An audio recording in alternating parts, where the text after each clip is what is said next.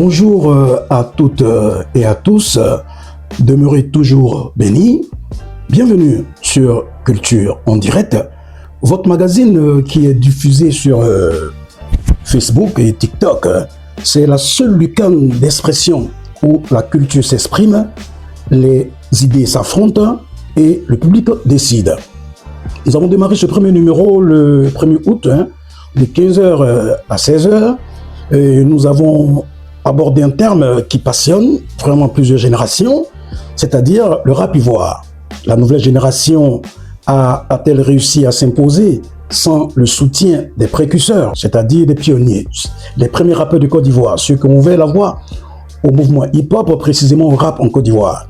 Et puis, vous savez, on était sur Facebook, vous avez envoyé beaucoup de messages, mais malheureusement, on n'avait pas pu aussi intervenir. Donc, nous avons décidé de remettre ça samedi sur TikTok, où chacun pourra véritablement s'exprimer.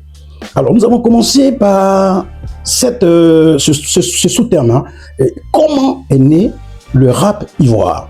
Je dis bien, comment est né le rap ivoire? Et c'est sur ça que je voulais rapidement aussi me prononcer et puis éclairer la lanterne de beaucoup de personnes. Parce que aujourd'hui, il y a tellement de polémiques autour de la question de comment est né le rap ivoire. Je ne dis pas comment est arrivé le mouvement hip-hop sans le rap en Côte d'Ivoire, mais je dis que comment est né le rap ivoire. Alors, c'est vrai que j'ai participé à de nombreuses émissions sur des plateaux de radio et puis de télévision où la nouvelle génération, et précisément, je dirais, ces jeunes aujourd'hui qui sont une fierté pour le rap, je veux dire, pour la culture hip-hop en Côte d'Ivoire et même dans toute l'Afrique, dans toute l'Afrique. Et ces jeunes ont dit que quand ils commençaient le mouvement, leur référent était plus ailleurs. C'est-à-dire qu'ils n'avaient pas de référence en Côte d'Ivoire. Parce qu'ils disent qu'ils sont venus trouver un terrain vraiment nu, un terrain où il n'y avait plus personne. Et puis, seuls ces jeunes disent qu'ils se sont battus pour imposer le rap. D'autres disent que le rap a commencé avec le groupe Gaba 50. Il y a d'autres qui disent que c'est avec Kif Novit. Je vais vous permettre comme ça de regarder au moins ces vidéos de ces jeunes qui parlent de la genèse du rap en Côte d'Ivoire. L'histoire du rap ivoirien, je trouve c'est vraiment spécial.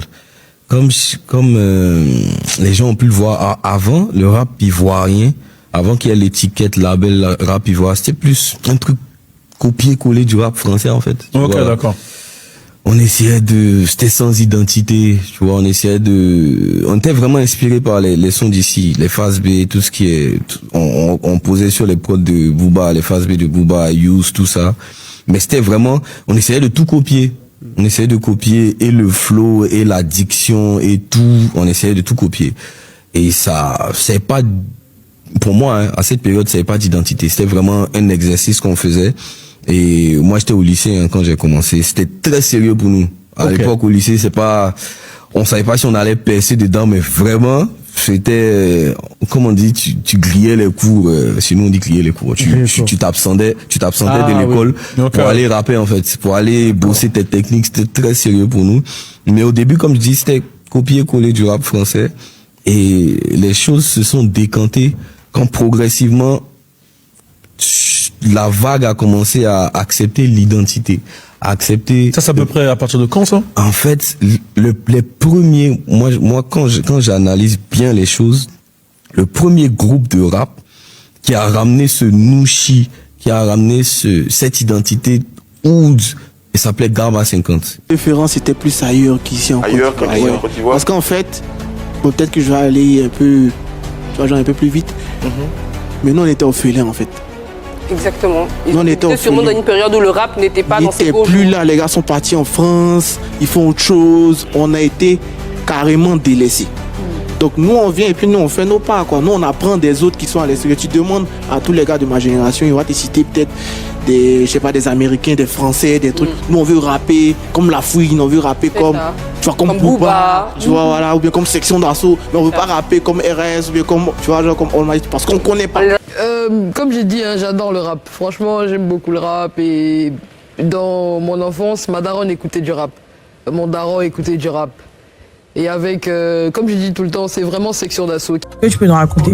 Je dirais pas une belle anecdote, mais je te dirais un peu mon vécu. Parce que si je suis dans le rap aujourd'hui, c'est grâce à Gaba 50. Gaba 50. Ouais, ils sont mes idoles. Sont toi qui t'ont inspiré? Ils m'ont vraiment inspiré. Alors, suite à ce qu'ils ont dit, je souhaiterais aussi que vous puissiez regarder la vidéo du tout premier rappeur de Côte d'Ivoire, le grand frère de notre aîné Yves Zobo Junior, qui a été le leader du groupe SB, Abidjan City Breakers.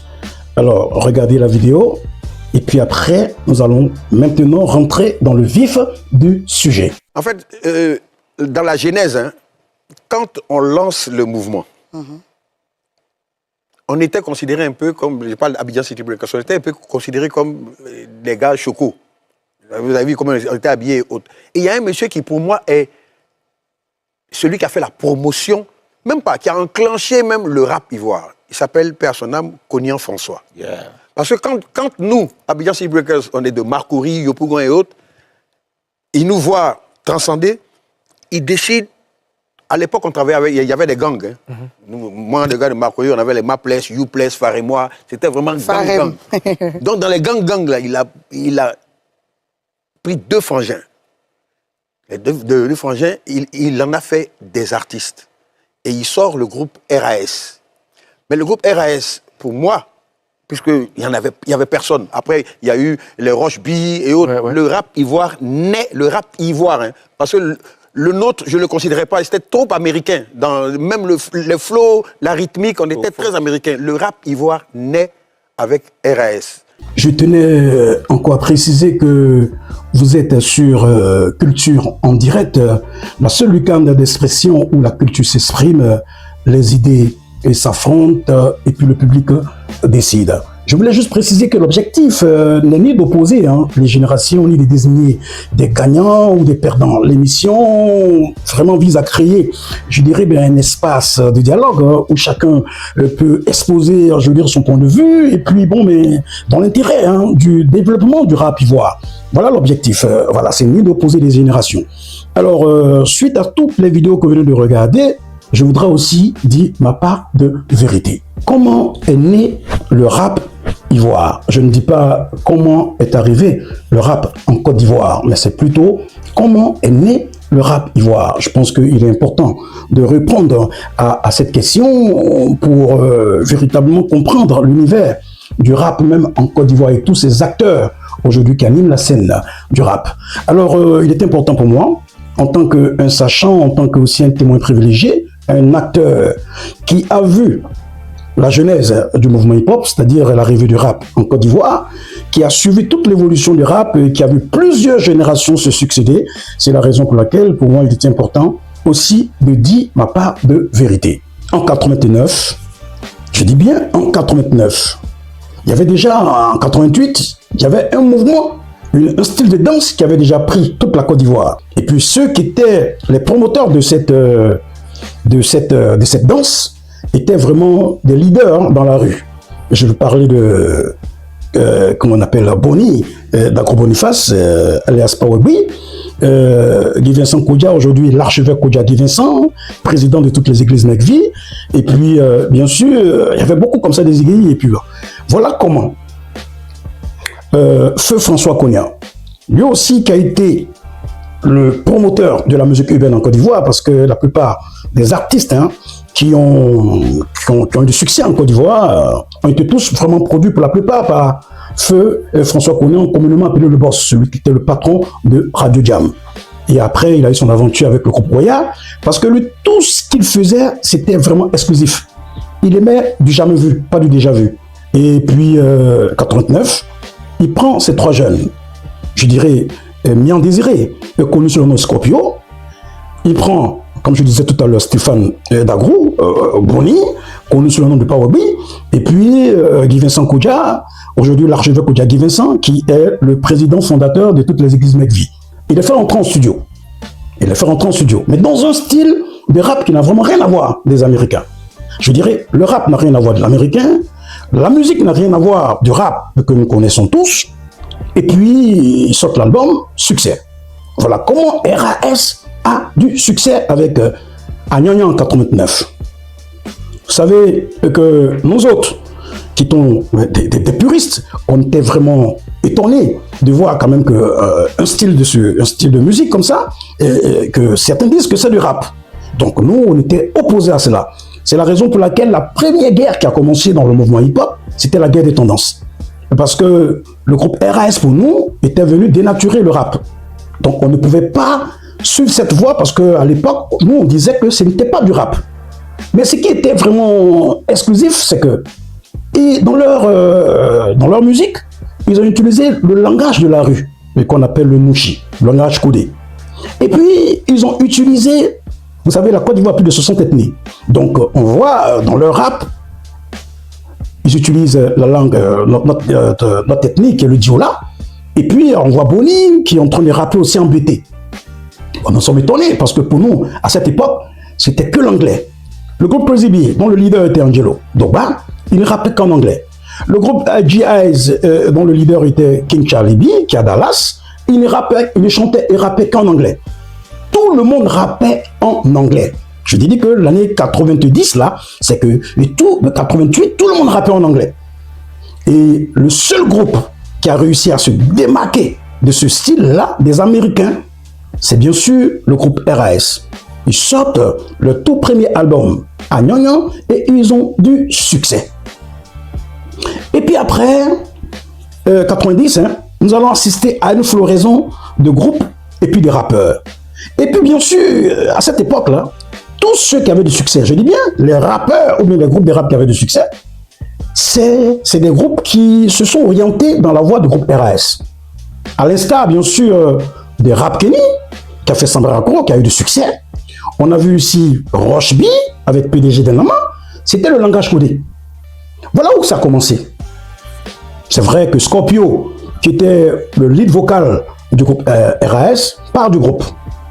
Feu Scorpio, bien désiré. Quand Scorpio part du groupe, alors le groupe RAS est là. Et maintenant, il fallait réfléchir. Sans Scorpio, comment continuer? Et puis 91, 92, nous assistons effectivement à la sortie de l'album Aini. Vous savez, Aini, ça a été un tube. Ça fait le tour de toute l'Afrique. Vous savez, nous, on voit, on découvre encore. On dit, mais tiens, voilà comment des groupes comme Groove Makers, Jackie, Lolo et Binikini, ils étaient comme ça nombreux. Tous ont décidé d'aller dans la voie du groupe RAS. Parce que ce groupe avait du succès. Et puis après, c'est maintenant un autre style de rap qui arrive. Je parle du ragamuffin. C'est un peu de reggae mélangé, un peu, mais là, il faut toaster et tout ça. Donc, on avait déjà des Chabaranks qui étaient très connus, les Buju Banton, les Chaka Dimers and Pliers, ils étaient comme ça nombreux. Et puis bon, c'était toujours la même vague, hein. Et il fallait encore venir faire du copier-coller. Nous, maintenant, nos référents étaient plus en France. Mais le groupe RAS revient encore dans ce même style en 94. En 94, ils sortent Instinct Sauvage. Ils sortent Instinct Sauvage, c'était le 3e album avec Bombay. Bombay, c'est un style ragamuffin. Vous avez vu la vidéo de Bombay. Bombay, c'est pas ni chanter ni rapper en anglais ni en français. Mais ils ont encore utilisé le langage de la rue, le langage codé. Le langage codé. Et puis, utiliser encore nos différentes ethnies de la Côte d'Ivoire pour chanter, rapper. Et ça, vous avez vu le tube à Lolocho. Le premier groupe qui a fait le palais des congrès de l'Hôtel d'Ivoire en 95, c'est le groupe encore RAS. Je dis bien le groupe RAS. Et ce concert était piloté par, je dirais, celui aujourd'hui qui a inspiré beaucoup de jeunes à s'investir véritablement dans les médias et puis d'être aujourd'hui des animateurs sur des stations de radio et puis de télévision. Je parle de Consti Eka. C'est Consti Eka qui était le concepteur de ce projet, de ce premier concert du groupe RAS, et c'est lui-même qui a produit le 4e album du groupe RAS, c'est-à-dire, ça a été tout le succès qui était regroupé sur un album qu'on appelait RAS Story, c'est-à-dire l'histoire du groupe RAS. Ils sortent Agnagna, succès. Après Aini, succès. Après, ils reviennent encore avec Instinct Sauvage, où il y a Bombo et Lolucho, succès. Ils font le premier concert de rap au palais des congrès de l'Hôtel d'Ivoire. C'est le groupe RAS, succès. Et puis, en 2000, 99 et 2000, ils sortent Kitaki. Kitaki que vous-même, vous avez eu l'exclusivité de la vidéo. Et puis, vous avez vu, effectivement, écoutez ce son qui a eu vraiment du succès. Tout ça, c'est le groupe RS. Ils sont restés constants. Je dirais, ils sont restés constants. C'est vrai qu'aujourd'hui, Boni réside, il vit en France. Aujourd'hui, l'archevêque Oudjagi Vincent s'est orienté directement il a décidé effectivement de faire l'œuvre de Dieu. Aujourd'hui, le président est fondateur des églises Necville, la mission évangélique Grâce de Vie. Depuis 2000, RS n'a plus sorti d'album. C'est-à-dire aujourd'hui, ça fait 26 ans. Mais Boni, il prend Baby Joe. Et après, 2000, il prend Nash. Nash, c'est Boni qui voit la petite. Et puis, avec Kesdo, il décide de la faire entrer en studio. Et c'est comme ça que Nash sort. Premier Janju, une reprise magistrale du tube de Magic System.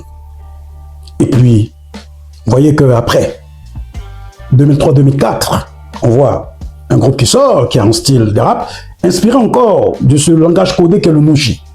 Je parle de Gaba 50. Et Gaba 50, père son âme, le vieux François Cognan disait que Gaba 50, c'est la continuité de ce qu'il avait commencé avec le groupe RAS. C'est-à-dire que s'il avait continué avec le groupe RAS, c'est ce qu'il voulait comme résultat. Aujourd'hui, dire que le rap ivoire a commencé avec le groupe Gaba 50, ou bien, je dirais, Kif No Beat, ce n'est pas juste.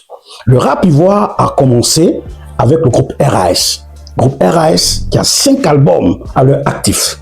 Et c'est important pour cette nouvelle génération et puis des générations à venir. Et sur ce, je tenais encore à vous dire merci. Et puis vous donner rendez-vous le samedi sur TikTok. Je dis bien, samedi, on sera sur TikTok. Comme ça, ceux qui souhaiteraient intervenir, qui peut-être me démontreront bien, montreront qu'effectivement, en fonction de leurs arguments, de tout ce qu'ils ont comme information, ils pourront me dire vraiment le contraire de ce que je dis. Mais encore, je répète que l'objectif n'est ni d'opposer des générations, ni de désigner des gagnants ou des perdants. L'émission vise à créer, bien sûr, un espace de dialogue où chacun peut exposer son point de vue avec respect. Je dis bien surtout avec respect, dans l'intérêt du développement du rap ivoire. Mesdames et messieurs, et puis je dirais encore, tous mes amis et tous les internautes qui nous suivent encore sur les réseaux sociaux, je tenais encore à vous dire merci. Merci, merci. C'était Culture en direct, la seule lucane d'expression où la culture s'exprime, les idées s'affrontent et puis le public décide. Rendez-vous samedi 15h, 17h sur ma page officielle TikTok. Sur ce, demeurez toujours bénis.